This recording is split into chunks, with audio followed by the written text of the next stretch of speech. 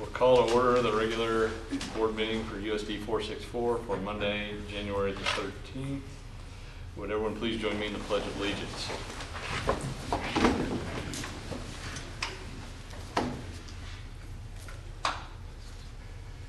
I pledge allegiance to the flag of the United States of America and to the republic for which it stands, one nation, under God, indivisible, with liberty and justice for all.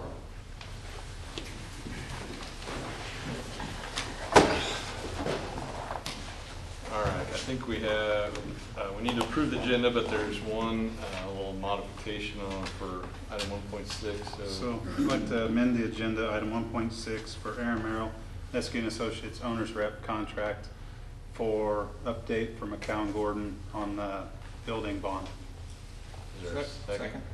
All right, all in favor of approval of the agenda as amended, raise your right hand. All right, motion carried. Move on. Item 1.4 is election of officers.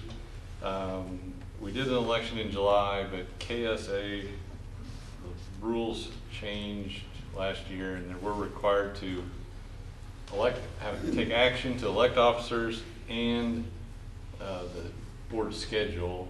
So, I mean, really in this, we have two options. We can elect new officers, or we also can table it to July and keep it on that cycle. So I guess I would just kind of want to explain why that's on there to the board and then entertain a motion regarding that matter.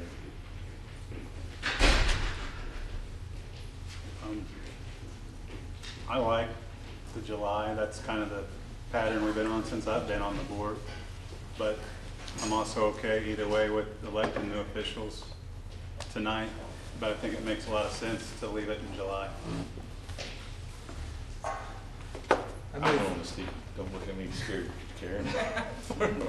We're not going to point unless you want to. I like July. I move to postpone until July. All right. Is there a second? All in favor of postponing the officer elections until July, raise your right hand. All right, motion carried. All right, moving on. Item 1.5, George Brakovich, Conneaut City, regarding the schoolyard town-owned project. And what George is walking up, I just, some of you have seen some information on this, and I kind of asked Lauren to have George come because I mean, we can do nothing as the board and the project goes forward, or we can vote in support of it. We've got an action item later. But I think to accurately explain it, George is way better at it than me. So I appreciate his time in coming here and just kind of explain what that project is and the minor impact it has relative to us. Thank you. Mr. Buckle, I appreciate being here, board members, Mr. Camp, Mrs. Phillips. For those of you that don't know me, I'm George Brakovich. I'm the city manager. We have something in the state of Kansas called a Rural Housing Incentive District, and we just barely qualified a few years ago for that. Basically, it works like a TIF, if you've heard of that, tax increment financing, but it's for communities in a county of less than 80,000 or a city of less than 50,000. So we easily qualified for the city side, but the county was growing, but we squeezed this in right before July of 2017. July is when the state of Kansas certifies populations for the year before.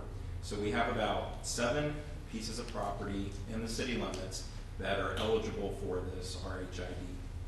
And so this is the first project that's coming forward. And this was actually the exact presentation we did on December 16th at the city council, when the city council considered and approved this. So kind of some procedural items of how you get there. It's a lot of statutory requirements. You can't just have a public hearing. The city has to adopt a resolution to set a public hearing. So this slide is just kind of to remind everybody we did everything according to state law to get here and consider this RHID. So the project site for this particular site is in July of 2017, or just shortly before that, when we had to reserve these properties under RHID eligibility, we reserved the whole site where the former elementary school was. And so you're probably familiar, the new public library is well under construction. the city purchased that front half, call it, or 2 acres of the former site, and that left this approximately 2.5 acres in terms of a balance of that site. And that was what we, the legal description for that 2.5 acres is what we advanced.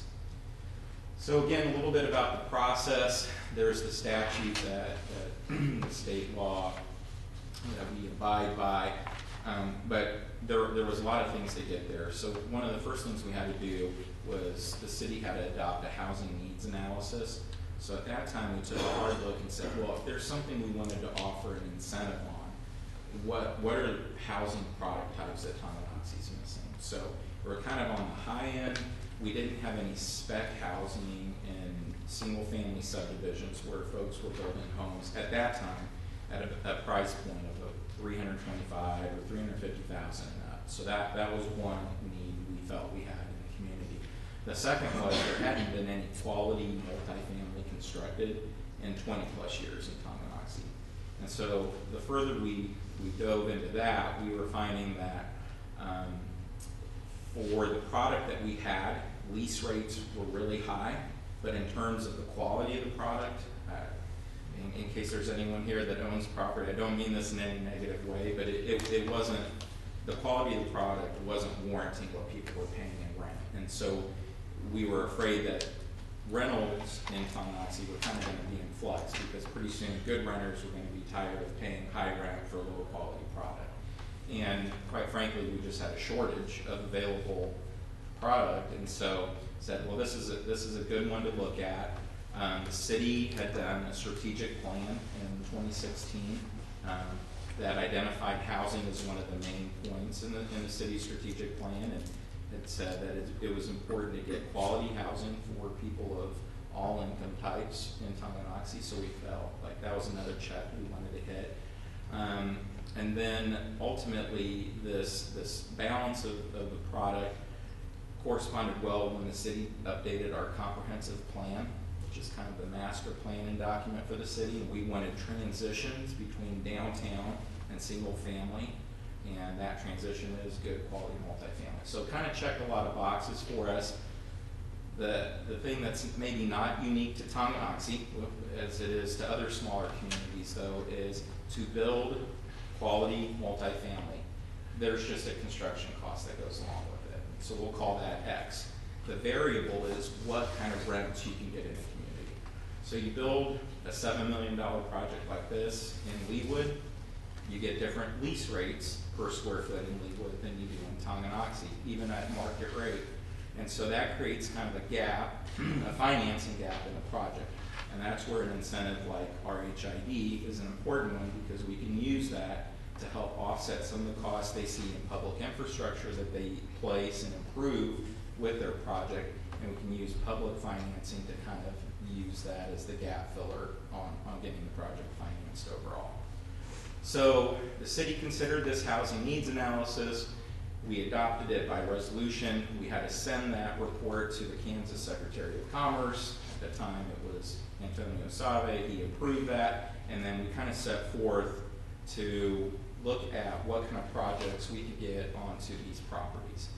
So schoolyard townhomes, if you're not familiar with it, it basically incorporates 32 units onto this one site. All the parking is accounted for per the planning code on site. And they're mainly 2 and 3 bedroom units. So again, how does RHID work in Kansas?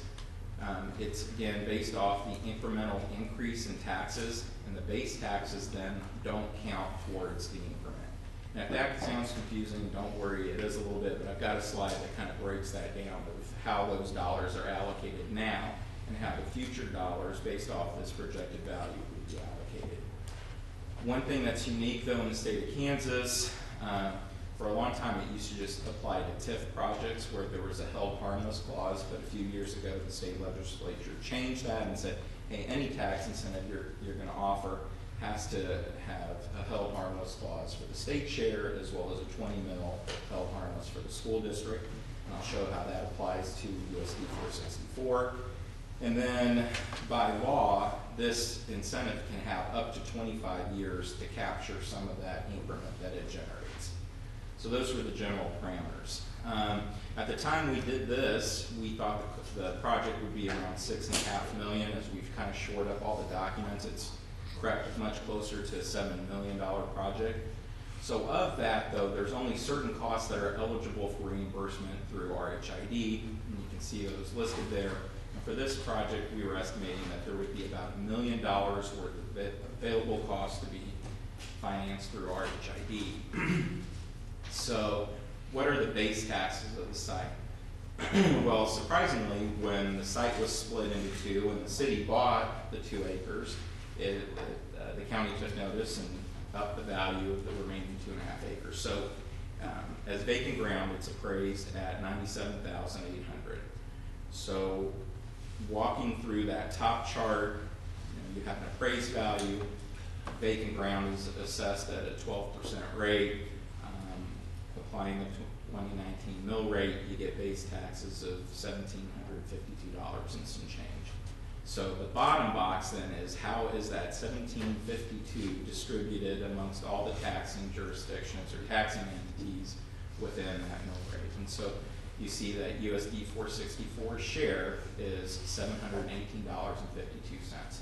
So that's what that site's producing right now for the school district. No matter what we contemplate using for a tax incentive for this project, $718.52 will continue to be untouched. And then you see how the rest of it flows through to the other taxing jurisdictions. So the projected value for the development. So I mentioned that the overall project costs are at about $7 million. We kind of worked with the developer to see what their actual construction costs are, and trying to determine what the county assessor or county appraiser is going to come in and value this project at. So we felt conservative at $2.5 million. So again, assessed value for residential product, residential stuff is assessed at 11.5%. We apply the tax rate, and you can see that the new taxes are just a hair under $43,000 a year. So of that new $43,000, that's the increment that the project generates. The held harmless clause for the school district would add $5,750 to that base of $700. So you see right away, even under the increment period or the incentive period for RHID, the district's revenue jumps from $700 to $5,700 plus that $700. And then you see the held harmless for the state. So that leaves a balance of just under $37,000 in incremental taxes available to go back to this project. So as I mentioned before, we knew that according to the developer's cost, there was $1 million in eligible costs. The very last bullet point here is, though, we negotiated with them that the most that we would allow them to recapture from this incentive is $350,000. So mentioned on the previous slide too that RHID can go for up to 25 years in the state of Kansas. So what we propose to them is from year 1 through 10 of your project, we'll give you 100% of that increment, of the available increment. So that excludes the held harmless portion. If you need to go beyond that, because remember, we're estimating it's going to be about $37,000 a year. So in 10 years, we're hopeful that they can hit their cap amount of $350,000. And the way this all works is they pay their tax bill, but the county treasurer is aware of this arrangement, so they pay it, and typically a county treasurer issues a reimbursement or rebate to them within a 30-day period. But we said, well, you never know, things could go haywire, or maybe the appraiser, county appraiser values it a little bit lower than $2.5 million. So we want to make sure you can pay your $350,000 because that's what we committed in public funds to this project. So we laid out a path of giving them up to 15 years, but each year that we go beyond 10 years, we start to share in some of that increment. And the we is everybody in this taxing jurisdiction. So in year 11, if they have to go to 11 years, that 20% of increment, we all get that share like it's coming through. So you get your base taxes, your 20 mils held harmless, and your share of that 20%. If it goes to year 12, we're splitting 25%, and you can kind of see how those percentages break down.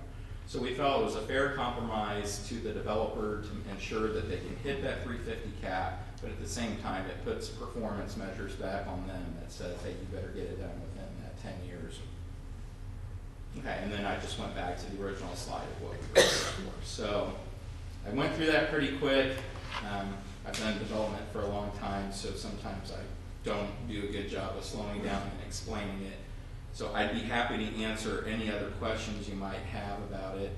As Mr. Bothwell mentioned, the state statute provides an opportunity for other taxing jurisdictions to file a protest if they feel this will have a negative impact on them. We've talked to the county, they're good with it, they understand it.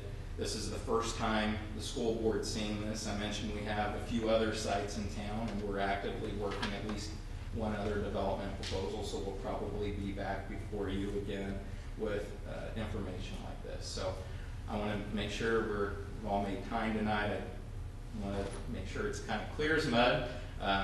It is kind of a complicated finance system, but if there's any questions you have or anything that I went over too quickly, I'd be happy to go back. Again, thank you for the time.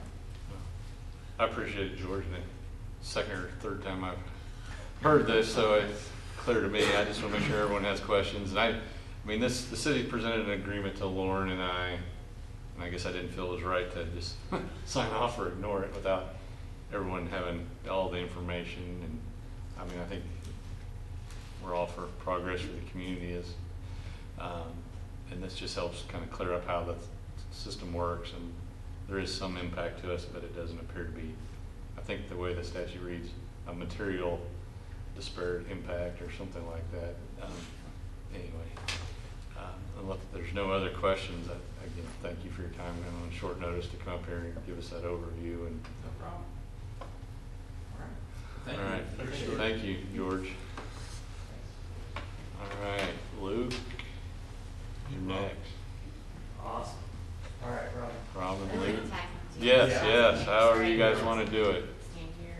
You can stand wherever you want. You stand up in front of everybody. We wanna look at your backs. Yeah, I don't think you do. Okay, so I'm just gonna give you a brief update of where we are with the design. We are in the middle of schematic design, kind of towards the end of schematic design. We're setting up some meetings with Lauren and with the administration to talk about the design of the high school. So we're moving forward. A lot of that depends on some of the pricing that we get back from the town board. So we're working hand in hand with them. Yep. And so if you remember from the presentation that Amber and I did a couple of months ago, I don't know. What happened in December? It runs together, right? Or November, Yeah, I she guess. was so we talked about as design progresses, the details become clearer, right? And so while they're working on design evolution, we had our teams had a really good meeting with Mitch to talk about mechanical systems that'll go in the building, right? To make sure we understand preferences and are able to walk through that. And Aaron and Bill were there. And we're starting to gather more and more information. So we're coordinating with Mitch to have some asbestos testing done in the central office in the old church as a priority, and then that'll likely over spring break go to the entire school. Working through utilities, we've had big conversations about those in the past. We'll work through details on what that looks like. And then really we're in a phase of preparation to get ready for the design, the schematic design documents, so that we can be very efficient and provide good information back on not only pricing but logistics, start to lay the foundations we've talked about from a schedule and a safety perspective. Little things like how do we keep enough parking available for everybody in the public while we're building stuff. So those are the types of things our team is working on now as we gear up to get the updated design information from Robert and DLR. One of the things that was discussed with the mechanical piece was maybe an alternative between rooftops versus, Yep. what is it, ground-based, but what's that? Rooftops, there's 4-pipe, 2-pipe, VRF systems. So part of what that effort we're doing is understanding that and getting our team set up to start pricing those various options so that as a group you can make the right decision you want for your team, right? So we've talked about the gym before, previously in our meeting we had last week about different options related to the gym. So we're doing that as well, right? So trying to get various vendors that will help support us and getting our team ready to do that as well. So.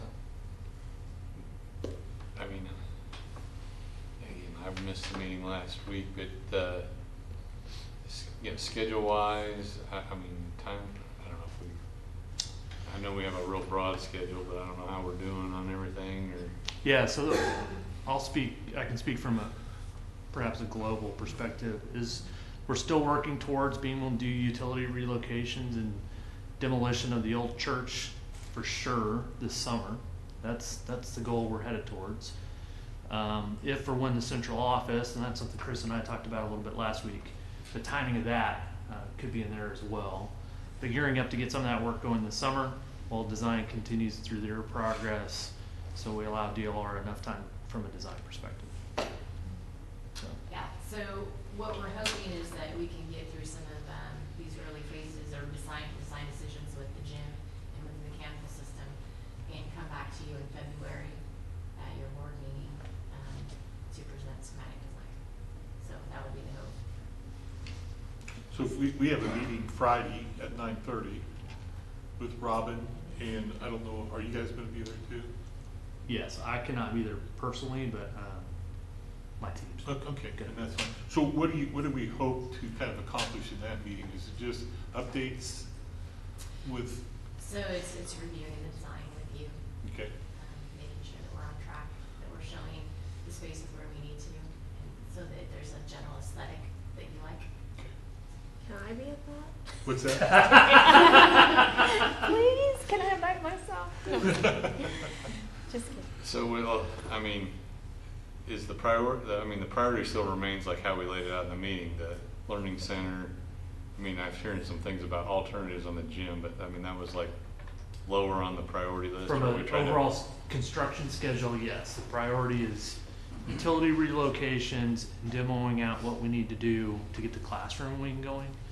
Then you transition to the classroom or learning center, and then it's the gymnasium from sort of a big picture. And then the site work and the renovations on the interior are really going to be driven by what it means from a logistics standpoint. So renovations on the interior will happen over the 2 summers that we're going to be on site building stuff, and we'll figure out how to break that up appropriately. The site work will really likely be driven by construction activity and then parking count that we need to maintain throughout the duration of the project. So what are the near-term risks on the demolition and the utility stuff that you brought up? So from a demolition perspective, at least from my standpoint, is probably making sure we know exactly what we're taking out. And so a good example of that is the main fiber hub for the district goes to the church, and they've done a great job putting a plan in place to relocate that to elementary or middle school here. So it's making sure we've caught all of those things before we actually tear it out, right? So there's going to be some skeletons somewhere, but we want to control where they are. And then utility-wise, it's a matter of making sure we get coordinated really well with the building. Any thoughts that may be around for any additional work, right? And to make sure that we understand what we're disrupting, and that we're relocating utilities in a necessary and future thought approach. Thank you. Any other questions? Thanks for coming out again. Yeah. I don't think I have anything else, Chris. No, And we're working to get. no question. Oh, man. So Aaron, And I think everyone's seen Lawrence notes from the meeting, and the meeting, Aaron was at the meeting and trying to work through that with getting that kind of ironed out. And I mean, we have some discussion here later on that for an action item, but one of our key contributors got called out of town today, so anyway, that may put a delay on that. We can talk about that later. anything else? What's that? Aaron? I don't know if you have anything. I mean, I don't I'm have sorry. anything to say necessarily prepared. Lauren and I talked a little bit today about the contract, and you know, as I got through the AIA form that we've been talking about using, as I really started reading through the 20 pages, it's written for a program manager, which is similar to owner's rep and what we've proposed in a lot of ways, but the scope description varies just enough that it feels like it'd be almost rewriting a big portion of the AIA to really get in there what we are doing for you guys. So I just kind of was talking to Lauren today, and I thought, well, my suggestion was either take the whole scope section in the middle and scrap it and reference like an addendum that would be, you know, more my specific scope that I write up, or, you know, use my standard form contract, and I can email this to you, or, you know, give you guys this copy today, and then work in some extra language to tie it to the AIA language that the other two contracts are tied to. I think maybe you should send us that one, and then Yeah. give us that one, and we can kind of. I'll just give you this one, and the highlighted numbers are stuff that changes by project, so don't like freak out for Perfect. some of those time durations. I mean, there's stuff that can be changed in there, but there's a lot of good language in this contract, I think, for all the parties involved. So I think if it makes sense to just scrap that whole spec section and reference an addendum, that might be easiest, because outside of that, I really only had, you know, a couple things that I would suggest changing. So.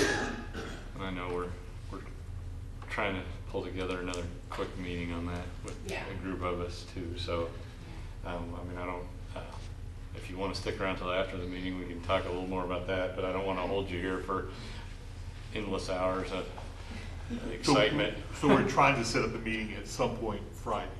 Yeah. Correct? Mm-hmm. And I mean, I haven't heard back from Drew. And with Drew, there's a good chance we could possibly pull him in through either a phone or a FaceTime type call or something along that line to maybe, you know, keep this moving, because otherwise it's going to keep pushing back. Yeah. So. Yeah, and you know, I think I expressed we're hopefully find some time to sit down with Lauren on Friday as well and start talking through some scope items, and sitting in the meeting Friday with Mitch and the design team. You know, it's learning more about, you know, all the scope things that need to be identified, and start getting that budget together to help make some of these decisions that Robin and Luke were just talking about. So, you know, we're anxious to dive in head first and start accomplishing all this task, but you know, want to feel like we have the authority from you all to be able to do that. So at this point, let's bring this up real quick. So are you keeping track of your hours? Yes. Yeah. Yeah, and I think we've Make sure the board knew that. I mean, we've agreed to. Yeah. Well, that, you know, I think that's where we, you know, I feel a little bit hesitant, because I don't want to. It's hard. I don't want to spend a whole bunch of your money, and you know, we're anxious to just have it all tied up and do everything that we should be doing, that we feel we should be doing. So. We appreciate your patience with us, and we're trying to get through it as quick. I get it. It's a lot of people to. Unfortunately, I have a real job too. So just let me know what you need from me, and you know, I'm happy to answer any questions between now and then. So. Thank you a lot for coming out again too. We'll be in touch about Friday and what works out. Okay. And do you need me to stick around for? I don't think so. I don't really. Okay. Thank you. I don't really think so. I'll email. If you have an electronic version of that, it'd be Yeah. great to Lauren. And I'll email to Lauren. You can get it to all you. I just wanted to bring a copy tonight in case you wanted to talk through it also. all right, thank you. Thanks, All sir. of you guys. Thank you, guys. Oh, by the way, you did say you saw Amber the other day. Yes. Baby's doing well. Yes, cute little baby. And then, Great. She have a boy or girl? So, She has a boy or It's a girl? boy, Oh. William Roberts. and We're then gonna call him Willie. they're calling K-State Willie. fans? Willie's Wildcat. So, and I know that we did, I don't know if I told you, but the board did send a gift to Amber. And so, Thought you needed a little tongue gear. Baby Tonky Yeah, gear. baby. She said she's gonna take a picture and send it. all right. Thank you. Thank you. Thank you, guys. Thanks. All right, Tanya, discussion on some new courses. Yes, those courses are actually listed in my report, if you want to scroll there.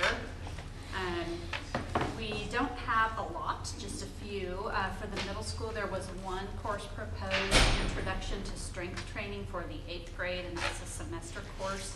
That's to prepare students in 8th grade for those students who are interested, to introduce them to strength training and how that will work in the high school. And that will count as a partial PE credit. Do we have all the equipment we need?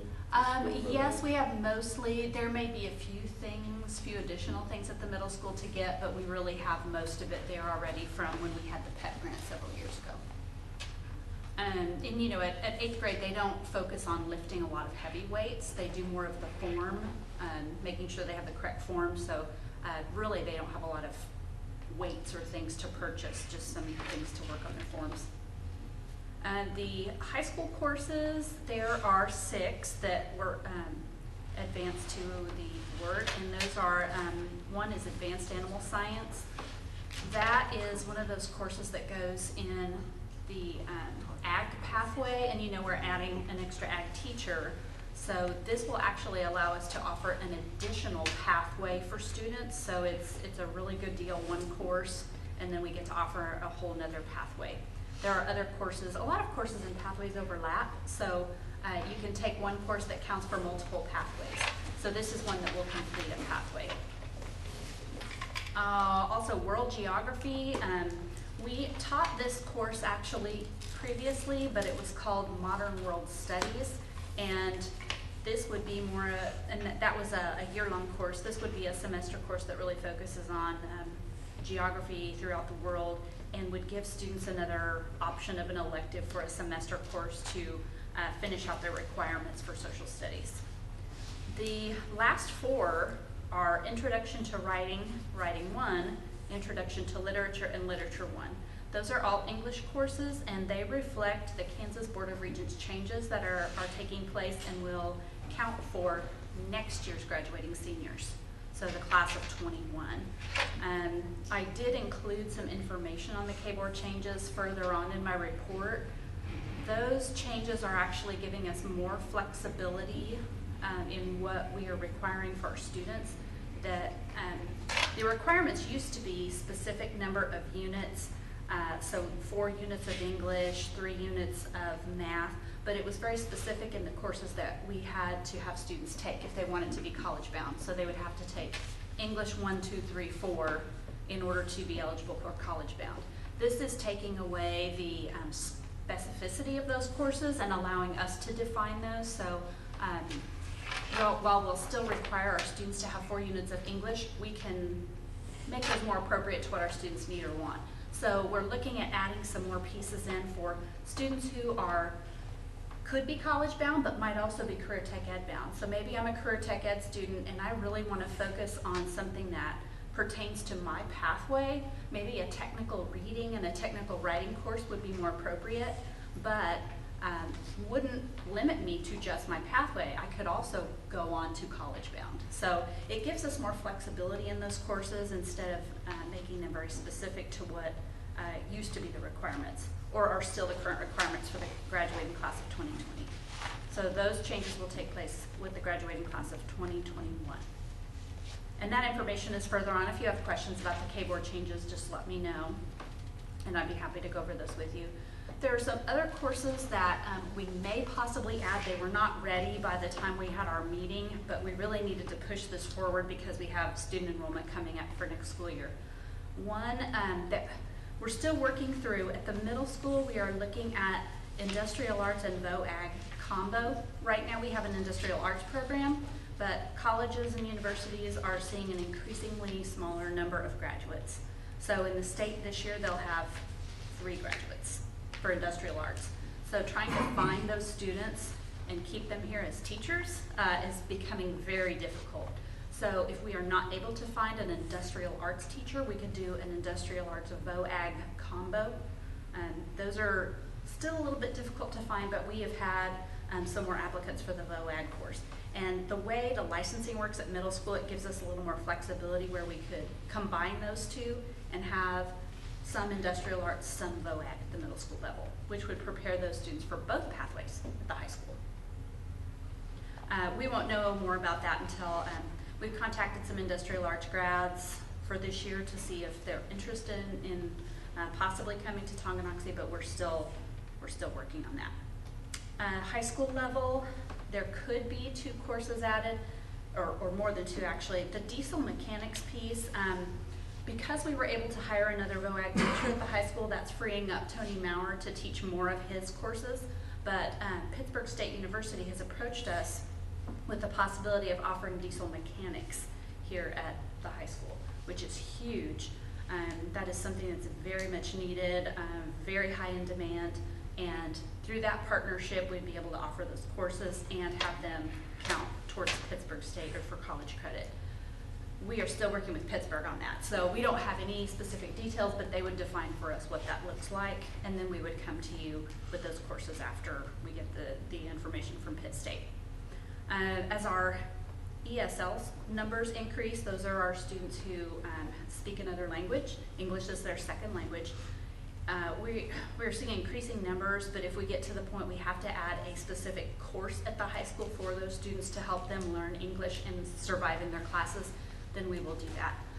At this point, we don't have quite enough to do that, but if we see with our enrollment numbers that we have a lot of extra students who might need that support, we'll have to add a course for that. So those are the courses. Do you have any questions on? I have a question. Has there been any talk about adding a foreign language back to the middle school and or adding an additional language or offering another language at the high school other than Spanish? We I'll address one at a time. So the middle school, we lost a Spanish teacher there, and we advertised for a teacher. We got 1 applicant, and it was not a qualified applicant. So that was more of a difficult position to fill at that point. So in visiting with the high school Spanish teachers, they indicated that they would be happy to just take that on at the high school level. We changed the middle school position. Instead of a foreign language, we changed it to STEM, which is very hot right now with professions. Honestly, when they do their courses, they have their quarter courses and their semester courses. It doesn't really give them enough of a language support or development to be able to skip over Spanish 1 in high school. It maybe gave them some exposure to, but it wasn't like a replacement for Spanish 1 and allowing them to move to Spanish 2, if that makes sense. We could at some point do that, add a language back, but at this point the STEM is more appropriate for our students there now. The other foreign languages at the high school we've looked at before. We used to have French, and we just didn't have very many students who were interested in that. We do offer some extra languages within our Edgenuity. So if students are interested and want to pursue that, we've had students take other languages through the Edgenuity program. I believe we had students taking German and 1 other language in the last year or so. So there's that option, but we'd rely on students to let us know about that, and we would offer it to them. Is that like online? Yes, Edgenuity is online, but it's also supported by our teachers. So we've talked about new courses. We added a new VOAG teacher here a month ago. Unless enrollment's going up drastically, I presume those kids are not taking other classes. Are there other classes that we shouldn't offer, or is the enrollment in those getting small enough that they're less effective, or obviously people that are taking these aren't taking something else? Right. What we're doing, especially with those English classes, is transitioning our current English 1, 2, 3, 4 to these other courses. So it's like replacing them with, so it's not adding additional. Typically what we do when we add these courses is we phase some others out that aren't making, we don't have enough students to support. my charge to them when they propose these courses is, we always try to do it without having to add new staff. Because you can't just add new staff just because we want to offer these fun courses. You know, it has to fit within our parameters. But obviously with the animal science, that was a need that we addressed through the position first, and then we're following up with a class to support. Well, are we having to approve the courses tonight? Yes, there should be an approval for those tonight. Is there not an I don't approval think we yet? have an action item on that. No action? But, I mean, if I understand, we have to approve the course, as new courses get added, but you guys get rid of courses if they're not being. Yes, and actually utilized. we have a lot of courses that have been approved in the past that are inactive right now. So maybe they were active several years ago, like French. You know, we still have French as a possible course, but it's inactive because we don't have a French teacher or a French program. What we could do is, if we don't have this on the agenda tonight for approval, we can add it to the February agenda. We wouldn't obviously be enrolling kids. They might do some pre-enrollment information, but we won't be offering the courses until August anyway. So that gives us some time. I have Alright. a question about English as a second language. How many students currently do not have English as their primary language, and what are we doing to meet their needs to be able to effectively communicate and learn? That's a great question. Right now we have 34 students in the district who are active English language learners. So they have not mastered the language of English, and they're currently in our program. We have about 8 students who have passed the test and are considered fluent, but we monitor them for 2 years after that just to ensure that they're still succeeding. So we have quite a few kids who are still in that program or being monitored.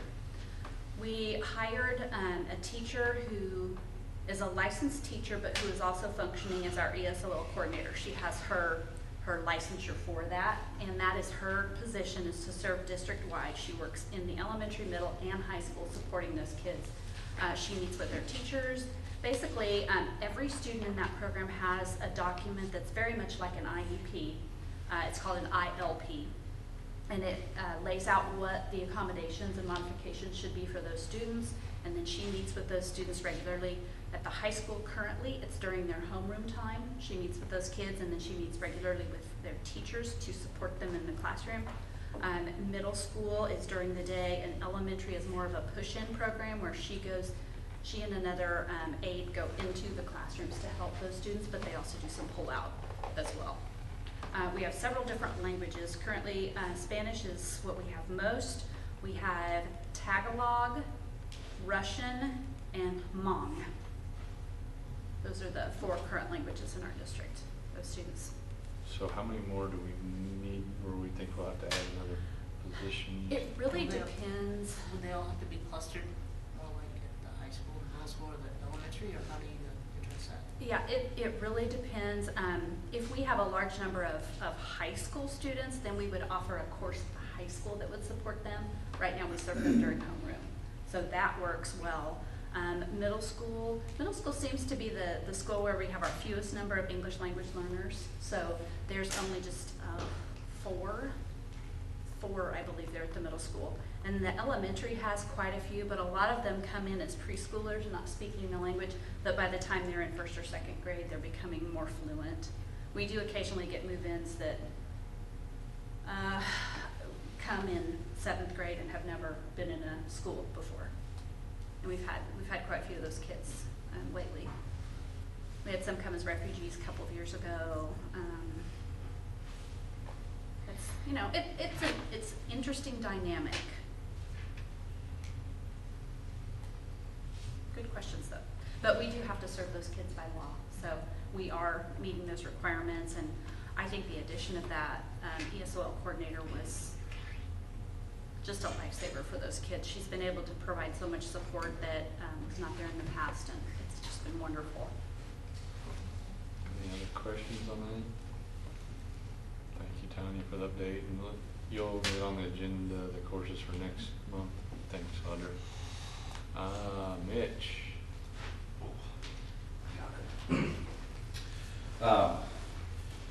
We're give you guys an update. We're looking at building a new transportation facility as well as a new maintenance shop to kind of get us out of the old setup behind the building, and also give us a little better setup for our buses to park, as well as get service and things like that. So we're in the very preliminary stages, and I've got a couple things I just want to share with you guys that are very, I'm no architect, but this is the best I got. So the top page should be kind of a layout, and I'll explain that to you in just a second, and then the bottom page is a small rendering of kind of what we're looking at.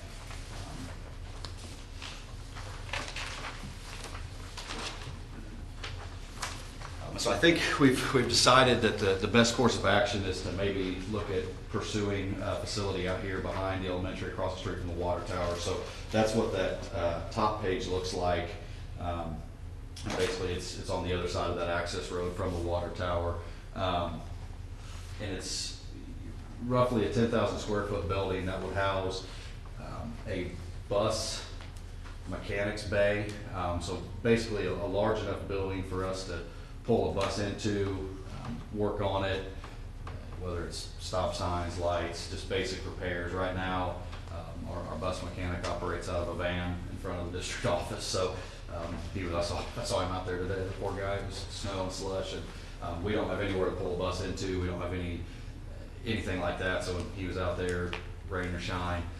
So it would offer us a bay kind of dedicated to our transportation to service our buses, as well as a new maintenance facility, a slightly larger building than what we're currently in there behind the East High School. But the idea there is that we can house all of our equipment inside now. All our trucks, all the tractors, mowers, and everything would all fit inside the building and give us some room to grow also as we expand that stuff. I think that's important that we, as we're, the tractor and things like that, we're very fortunate that we can fit it in where we have now. It barely fits through that door, but it does fit through the door. So I feel a lot better personally about keeping that stuff inside in a climate controlled area that's not getting rained on, hailed on all the time. But as we progress with some of these other things that we may look at in the future, it'll give us an opportunity to do that. But what you're looking at on that top page is basically a facility that's as close to scale as I can get with a ruler and Google Earth. But it would give us those two buildings, as well as an office space for our transportation director. It would give us kind of a break room area for our bus drivers, and basically a place for them to move in and out of and kind of have a home for too. Right now, I think that's sort of the district office, and we're lacking, I think, in that department. We've got people just moving in and out of Jill's office all the time, and this would kind of give them a dedicated area as well. So it would have bus mechanic station, new maintenance shop, and as well as a 35-40 office space, restrooms, break room for our bus drivers and folks like that. And then the groundwork would actually be where we could park all our buses now too. Currently, they're parked behind the east campus there, between the east and the west, and with construction, that's going to need's going to be addressed. That'd give us somewhere to park them, add a fuel station out there to replace the current fuel station that sits outside, which I think along the lines of the bond, we had initially planned on putting a fuel station in behind the east building, and this will kind of alleviate that cost as far as bond dollars go. We'll put an above ground tank out here. It should be, like I said, we've got plenty of square footage out there, I think, for growth, as far as if we get, that should park all our buses, it should park all our district vehicles, as well as our drivers. But I kind of face it off into two sections.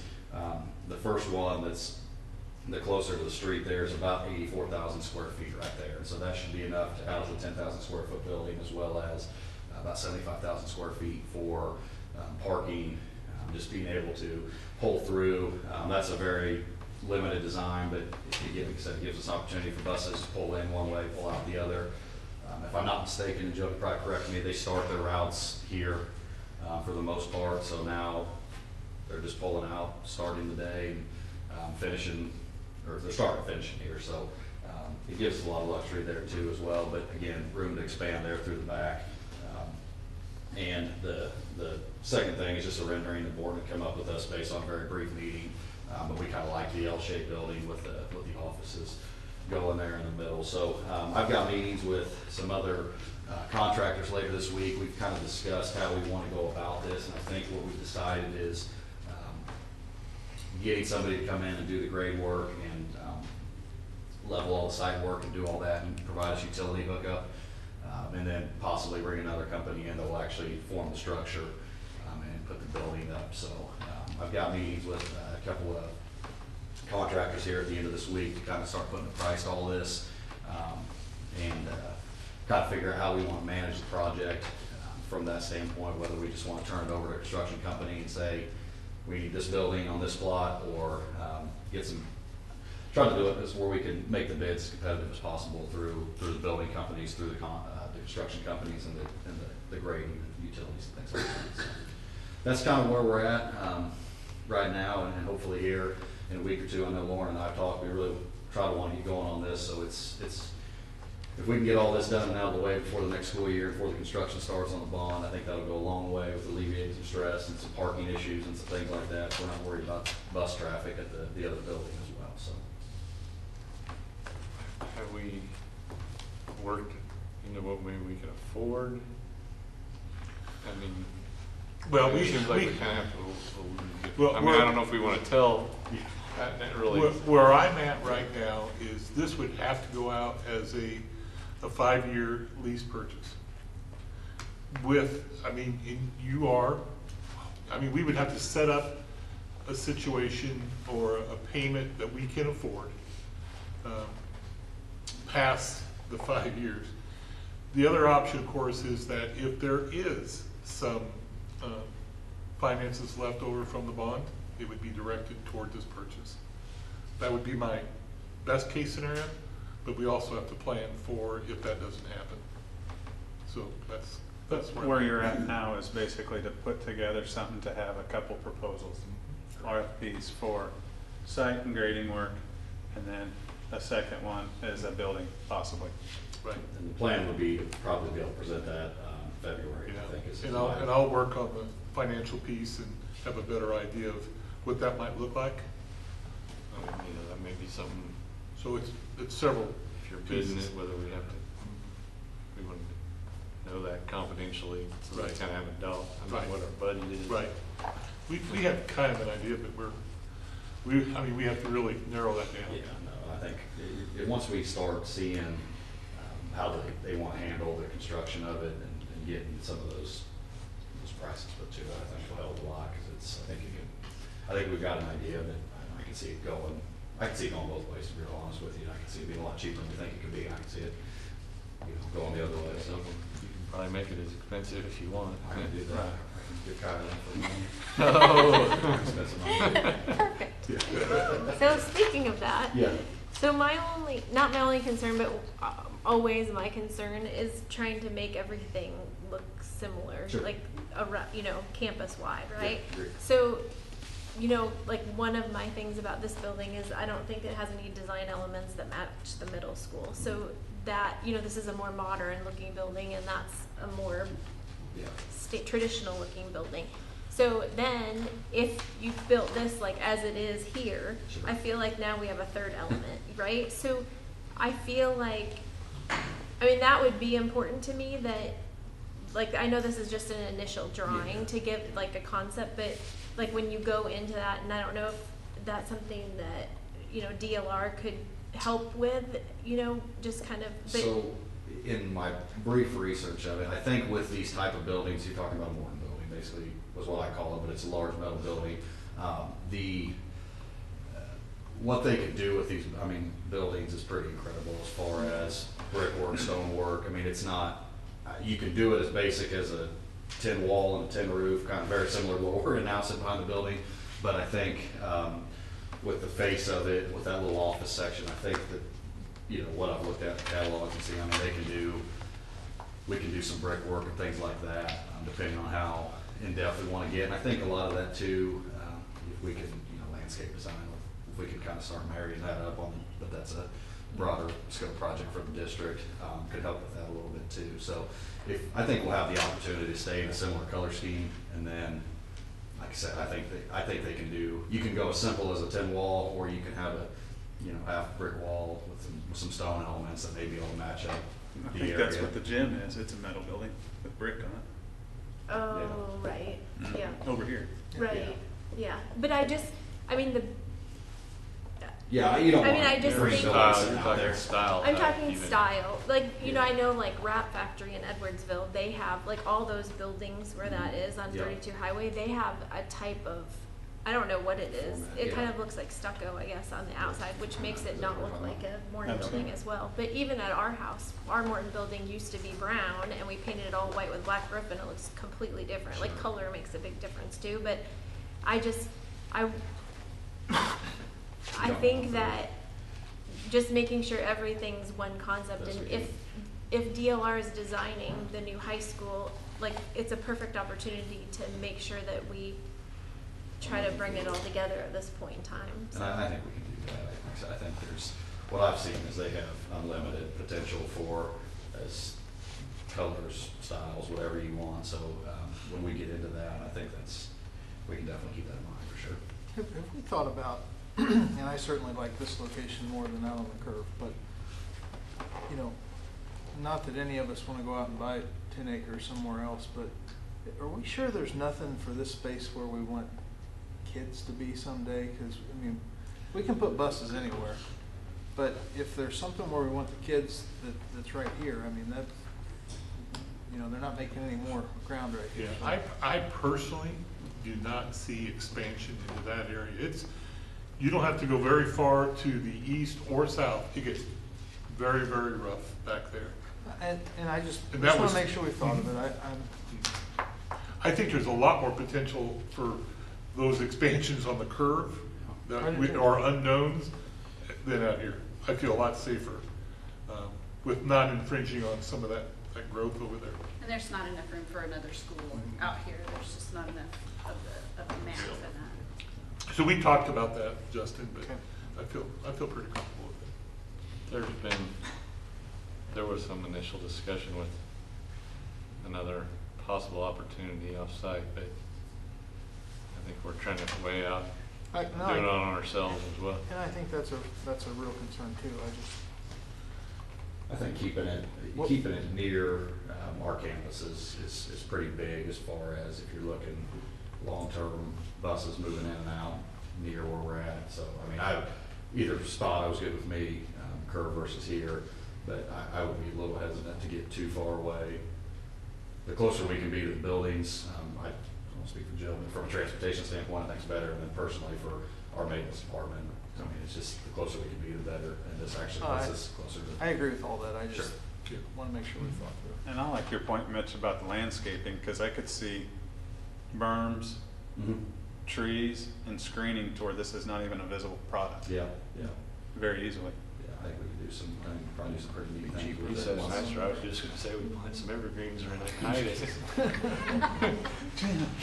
Yeah, no, I think there's a lot of opportunity to do some neat things. I think in the back of my head, there's probably a 5-year plan in there where we can start marrying some of the landscaping for the whole district out, which I think will help a lot with what you're talking about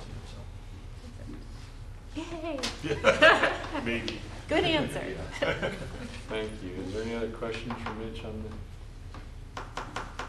Guys did a good job moving the snow the other day. Yeah. Is it the tractor, is that moving all that snow out there? How are you moving The that? tractor worked wonderful the first snow because it was a lot more snow. With this last one being a little more ice and slush, it didn't do as well. So I think when you're talking sheer inches of pure snow, the tractor does a great job. This last one, I did a lot more with just the plows because it wasn't a ton of snow, it was a lot more ice. But the first snow we got when it was substantial inches, that tractor did some damage in a hurry. So I think it's just kind of. I noticed you didn't have it piled up as much. I didn't know. Yeah, there was a lot more Ice and slush slush. underneath it, yeah, so once we got that broken up, then just shoved it to the side. Yeah. But no, it went well, and the sun coming out today makes everything better, so. You're still looking for a truck, aren't you, with the Yeah. salt spreader or something? Yeah, well, actually, our current salt spreader truck, bought the farm it stopped running about 12 hours before that snowstorm hit, so the timing couldn't have been better, but we did some things to kind of fight through it, so we'll start pushing the issue on that a little more, because that salt spreader is kind of our lifeline in a lot of areas, so we need to get that on a vehicle that actually starts on a regular basis, so we're expediting that process. All right. Thanks. Sounds good. Does your daughter want my cookies since she sat so nicely? No, You want she's- cookies? She said no. Thanks. Thank you, guys.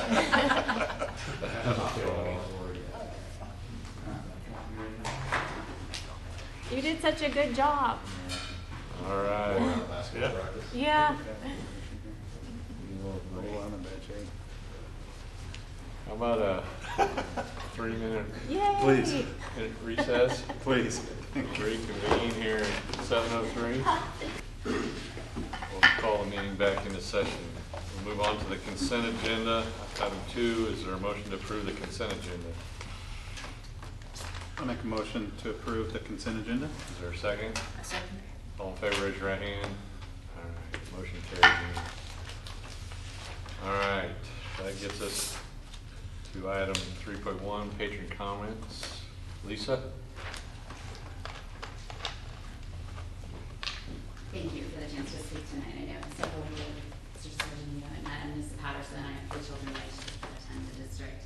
I am a month tardy in speaking to you because I was not aware that the school district calendar would be on last month's agenda, and I have had a chance since the meeting to watch that video, and I really want to speak to 3 points. I'll lay those out for you first, and then go into each of them. First, I want to just clarify my position. I'm not sure that was clearly represented in my absence last month. Second, I want to talk about my experience and kind of go through the history of some of that. I think there's a couple issues that are getting conflated. And then third, I just want to talk about the process that I experienced as a community member. First, let me start with this. Drew Overmiller did contact me at 5:30 on December 9th to let me know that the calendar was on the agenda. That was the first I heard that the calendar was coming to the agenda on December 9th. So again, my apologies for not being able to attend that meeting. To clarify my position, I understand that homecoming is a high school event, and Mr. Farrar was very clear that it has community participation. The conversation that I have tried to have really since 2017, when the half-day dismissal came up, is that when we dismiss at half-day, we are not calling that a high school event. So the issue is, if homecoming is not a community event, which I understand it is not, fine, separate that. High school having an event does not mean that middle school and elementary school should be dismissed at half-day. And the point I've tried to make multiple times with that is, when you dismiss at half-day, families that don't have resources or flexibility don't have the opportunity to participate in those afternoon events. I very much appreciate the rallies that have gone on the last 2 years. Super well received. I think those are great things. But what I'm saying is the district is making the decision to exclude families who can't participate in that afternoon by dismissing half-day. At the same time, the district is saying homecoming is a high school event. So my question would be, why are we dismissing elementary and junior high kids? Middle school is what we would call it here. So again, I just want to be very clear that those 2 issues are very separated for me. I do want to speak to some of my views that were represented on the 9th, and then just go into some of those process details.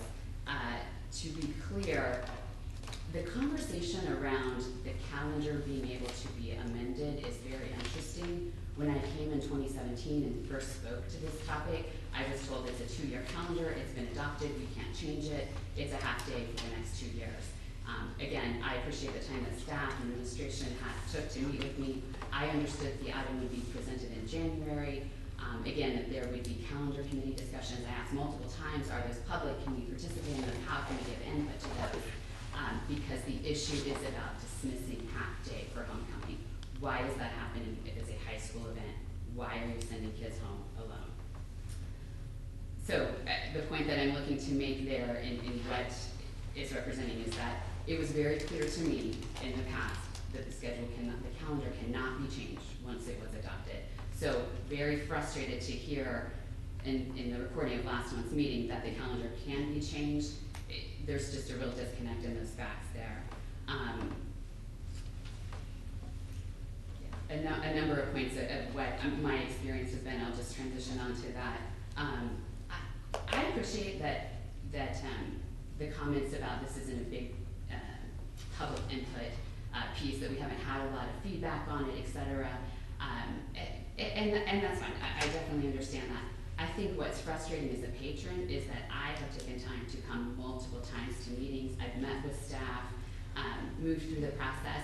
I can accept somebody else's opinion. What's difficult for me to handle is that I wouldn't be informed that this is the item that's going to be discussed, that it would appear to me that rather than invite me to have a point of difference of something, we're just going to move on with it.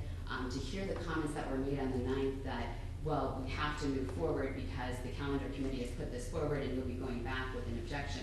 I think that process gets very diluted, and if you're asking citizens to come forward and be involved in your school district, then we need to be very clear with our wording and what our paths are. The path has not been clear, but I continue to show up, and I continue to still say there are 2 issues that are going on here. You're dismissing a half day for a high school event, and you're choosing not to have a community event for homecoming. Those are very different events. I think I spoke passionately about it when I was here before about why dismissing half day is not the right choice. And I think it's very clear high school owning and high school student council owning that that homecoming event is how we're headed, and that's great, and that's fine. I think then we have to identify the rest of the district students can't be influenced so heavily by what's going on as a high school event. I recognize that you simply take input here, so I won't expect any response. I also understand that questions are probably not there as well. I just would want to conclude again by saying it's 2 separate events. The calendar and dismissing half day is what I started with in 2017. Exploring, is this a community event or how can we move this forward, is a completely separate event, a separate topic.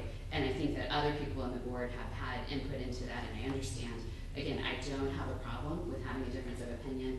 I'm very frustrated that the board would have an agenda item and then not include me in the notice. And I was here in 17 and said very specifically, when the board discusses a change in something like a calendar, when a calendar that impacts every single member of the district comes forward, to have that based on consent is simply dismissing the board's opinion, and you're dismissing the public in doing it. So again, I think that I'm highly frustrated because of what my experience has been on these 2 topics. Thank you.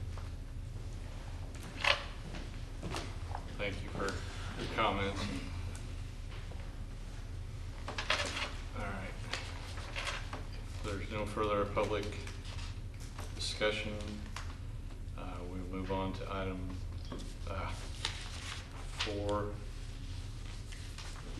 Your update, I don't know if we had an attachment or that was what we Yeah, had. there's one there, but it's actually a lot of the things that were in my board report were a combination of communication with the board for a Friday report / board report. So a lot of these things have been discussed tonight already. There's a couple of, well, there's one thing I don't want to forget.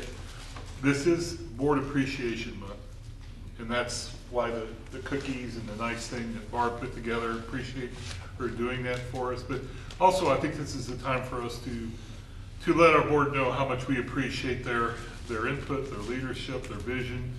You know, all the things that have been going on here at UST 464.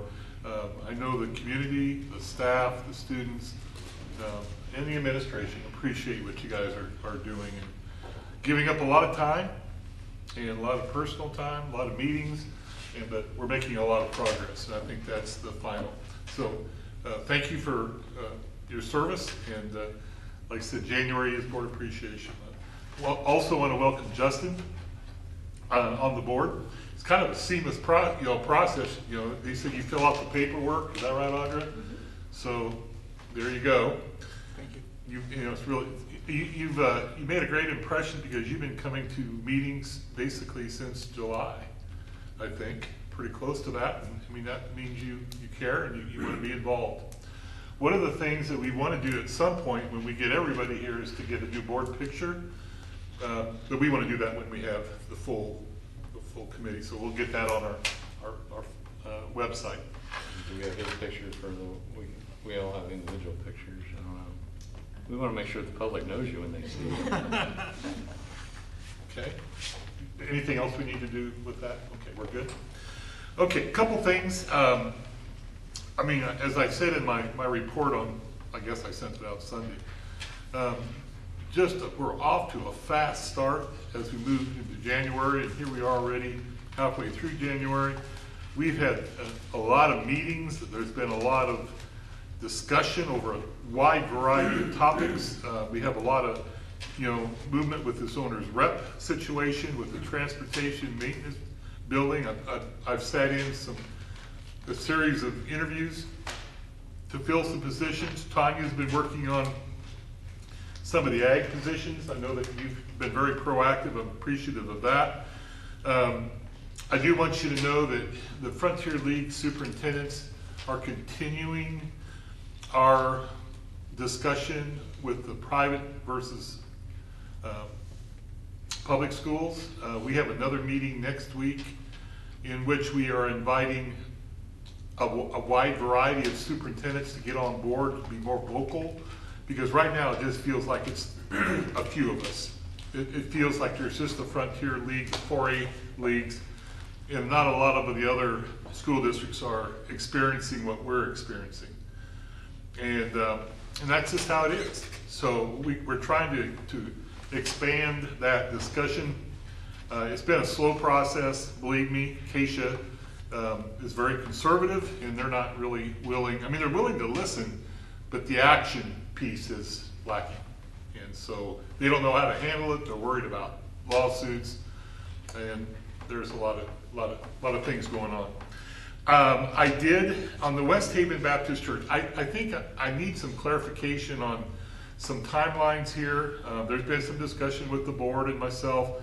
We know one thing I was asked to do was to send out an MOU, and I didn't send it to you because we created one when we met the other day with, two ministers and the maintenance director. So we sat down and went over all the things that they felt were important. And I wrote it up and I've shared it with KASB, but we don't have it back yet. And also it's not an action item for tonight. So we're trying to get this developed and reviewed so that we can discuss it. But I think another thing that we're going to have to decide is what's the expectation of the board as far as when we vacate the building. And I know you might say some of that's dictated by the construction, so maybe that needs to be clarified. That that's something I think we need to kind of narrow down. We've been offered an opportunity to move in as early as April or May, but is that what we want to do? So I think I'd like to make sure that stays as a topic of discussion. I don't know if anybody has any input now, but that's kind of where we need to know. February, I'm going to bring us back February with the MOU, and maybe that'll be a better time to discuss this. Yeah, I think we all need to see the agreement. I mean, I think it's a very generous offer from the church and accommodating and provides a nice benefit to us. I think we just, there's so many unknowns out there. I don't think to move too quick on anything until we get kind of a plan on the construction, but simply be prepared. Yeah, we're getting there. Yeah. I know we're anxious. Well, I think everything that moving forward and the work that's been done, I think it is good to be proactive. But nobody has got a plan saying that we need to move. Right. So I would hate to vacate one facility to go to another facility. I understand their offer is very generous, but it doesn't make any sense just to arbitrarily be moving if we don't need to. Yeah. In my opinion. Right. And we're going to work with account board on that. I want to get that nailed down. And I think I can get that done by February. But I think in the event of what you're working on is going to happen and needs to happen, to be prepared in the event that they say, hey, this building does need to come down. Yeah. So I think we're pretty close. I think you're going to know pretty quick. Yeah. How that looks. Okay. Thank you. That's really all I have, I think, at this time. Anything else, Lauren? Tanya, you pretty much went over your report. I did. The only other thing I have on there was about the free ACT, which we can give to any junior. So if you had any questions on that, let me know. We'll give the online ACT February 25th through 27th, and that's free for high school juniors. All right. I'm sorry, I did a couple things. I think we have both Justin and Chris signed up for the board, Foundations of Boardmanship later this week. Thursday. Yep. And are you guys, you can certainly check out a school vehicle if you want, or if you want to drive in his Duramax or whatever that is, that's fine too. So Yeah. the other thing I think is awful exciting, I didn't mention this, but Brandon Mellon has filled out a grant for us to be a school district that supports Special Olympics. And I think it's real, I'm proud of this effort. I don't know if we've heard back yet how that works, but a lot of school districts are working in cooperation with Special Olympics, and we should be one of them. I'm pretty sure we'll be accepted. Is Baser doing it? I think a lot of the schools in the area are doing it. Well, I think we have a couple students from here going to Baser Yep. to help out. That's exactly right. Yeah. So we would like to bring some of those activities here. That's what I'm hearing. And it's a multitude of activities. It'll get our kids involved, in a real positive way. So this is Mr. Mellon's initiative. When do you find out about that? Just right around Christmas.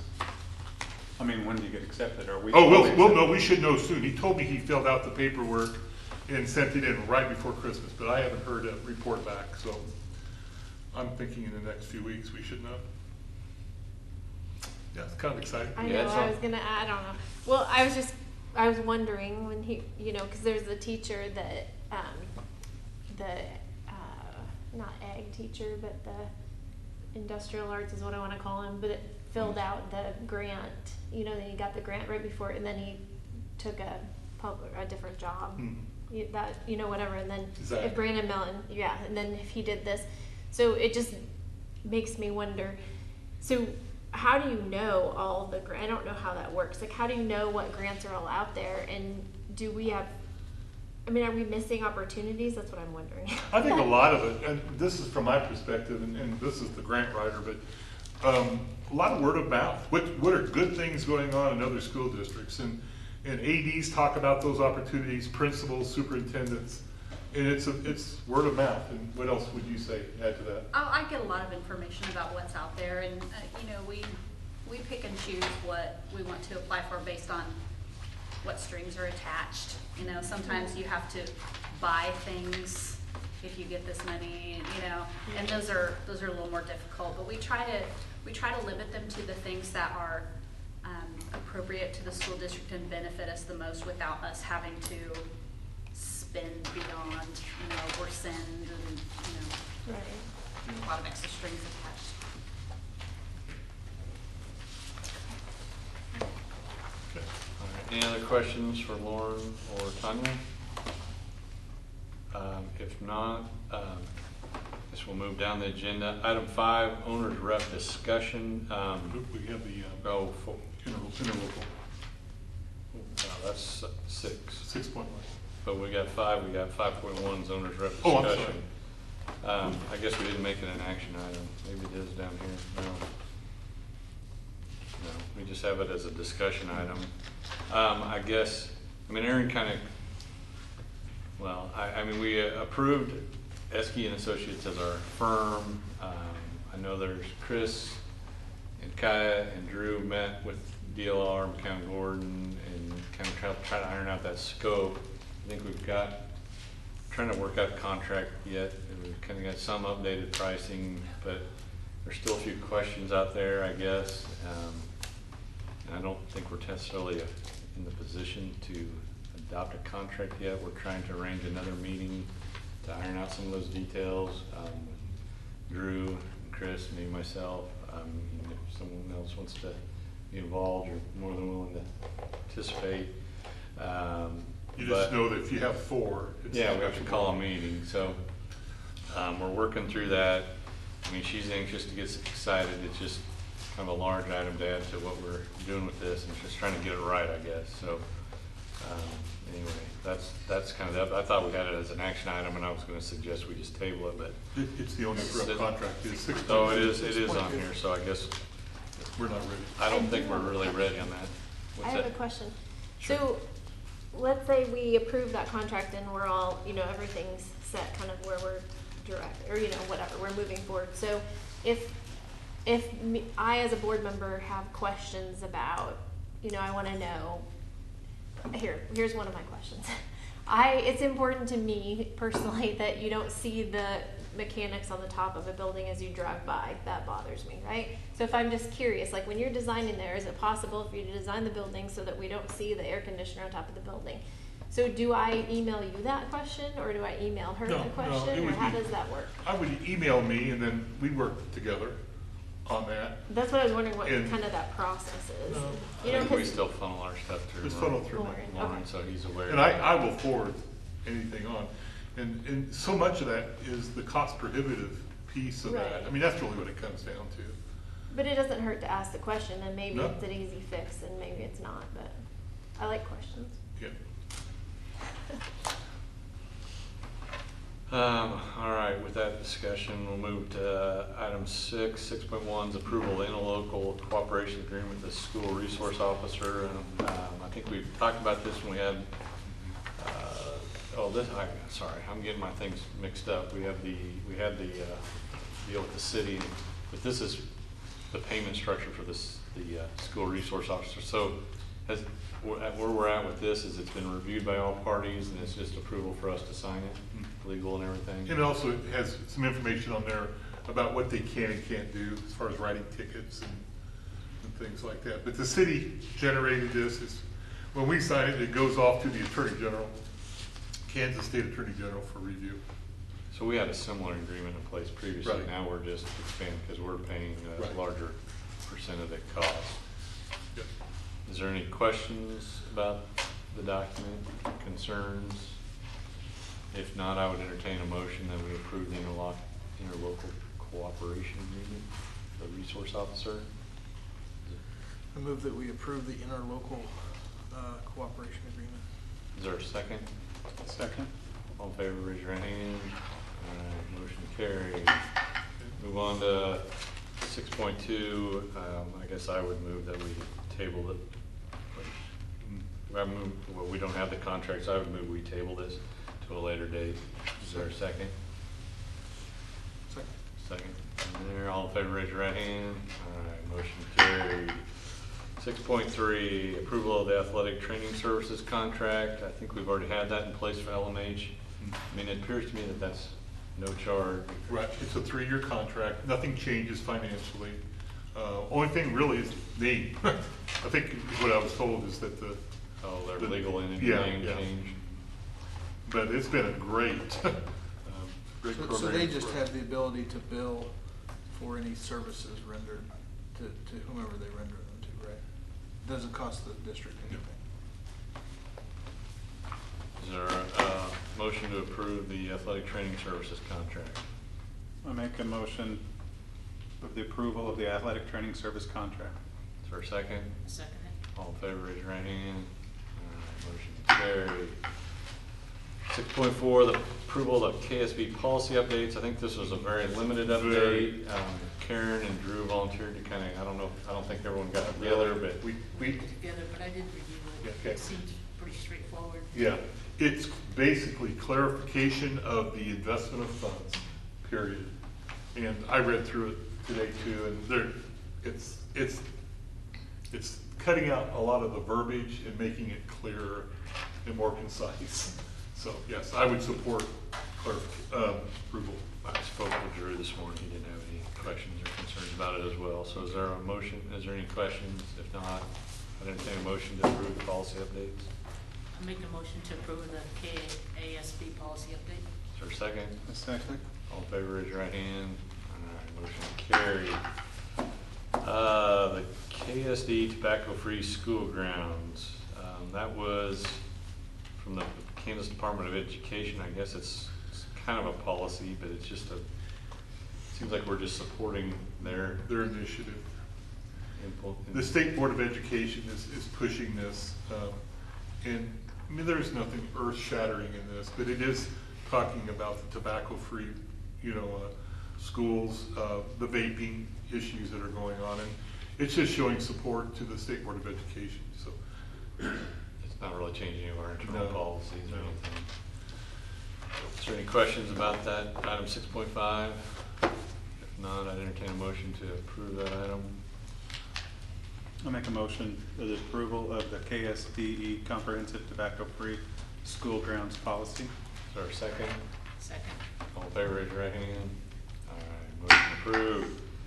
All right, last time, man, we haven't had this many action items forever, I don't think. The schoolyard townhomes project, again, I kind of brought this to the board, and there's been some emails go out, so you've seen that, and I think George did a nice presentation. We could take no action, and it goes 30 days after the city approved it. If we don't file an objection, it goes forward, or we could provide our support. That's however really the board would like. I just really didn't want that to be on Lauren and I all by ourselves. So I guess from the board standpoint, I don't know if there's any other questions about that, or what the recommendation would be. Is there any action? I mean, I can make a motion that the school board approves, or what do you want me to say? Support. Or supports the schoolyard townhome project. All right, there's a motion on the floor. Is there any discussion or a second? Is there a second? Second. All right. For the record, I'm going to abstain due to my commitment and ownership with the Tongi 5 LLC. All right, Mr. Grattan is abstaining. All in favor of the motion, please raise your right hand. Motion carries 4-0. Approved for support. Thank you, everyone, for all this stuff on that. At this time, I think we have a short executive session. Entertain a motion to adjourn to executive session. I make a motion to move into executive session to discuss assistant principal applicants pursuant to personnel matters for non-elected personnel to protect the privacy interest of identifiable individuals. Invite Lauren and Tanya for 10 minutes. So starting at 7:30 and resume at 7:40. Sounds good.